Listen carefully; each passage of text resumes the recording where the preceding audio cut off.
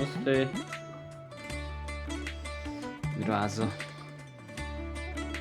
घटना घटेको पनि 3 दिन भयो। म यस्तो परिस्थितिमा पनि टिकटकमा हाल्नु त यस्तो छ, न हिँड्न सकिन्छ न नै के काम गर्न सकिन्छ। यस्तो छ परिस्थिति, यस्तो छ।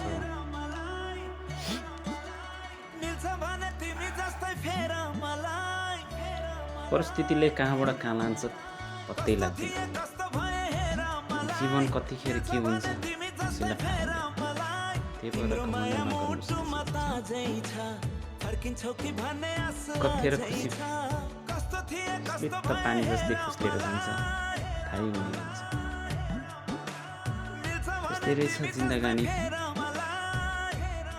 बाँचुन्जेल सबैको सेवा गर्न पाइयोस्, राम्रो सबैसँग बोल्न पाइयोस्, शत्रुसँग पनि मायासँग बोल्न पाइयोस्, शत्रुलाई पनि आफ्नो बनाउन पाइयोस्। त्यो नै यहाँ खुसी रहेछ। सास भनेको 2 मुठीको रहेछ, ठुलो आँसबाट बाँचियो, ठुलो हाँगाबाट खसे जस्तै लाग्यो त्यो दिन। छर्लङ्ग मलाई पारिदियो होइन,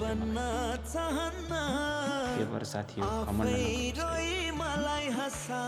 कहिले विपद आइपर्छ थाहै हुँदैन। कमाउन वर्षौभरि लाग्ने पनि एकै दिनमा झट्कले जाने रहेछ। घमण्ड गर्छौँ धेरै पैसा छ मसँग भनेर। ए साथी हो घमण्ड कहिले नगर्नुहोस्। जानी सिरिप घाटै खानी आटै भात हो।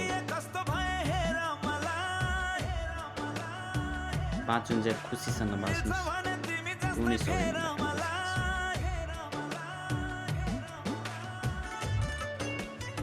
मेरो आज यो हालत भएको छ, शत्रुहरू धेरै हाँस्यो होला, मलाई थाहा छ।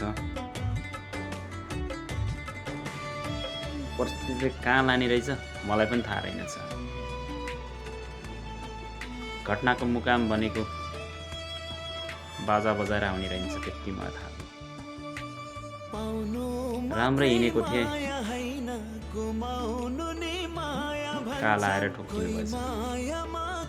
यति मात्र हो, लान सक्नु भएन। मेरो थोरै आयु बढाएर जानुभयो। थ्याङ्क कालजीलाई, थ्याङ्क यू सो मच कालको। जब जिउन लेख्यो भने काल पनि डराउँदो रहेछ। यस्तो अवस्थामा म बाँचे।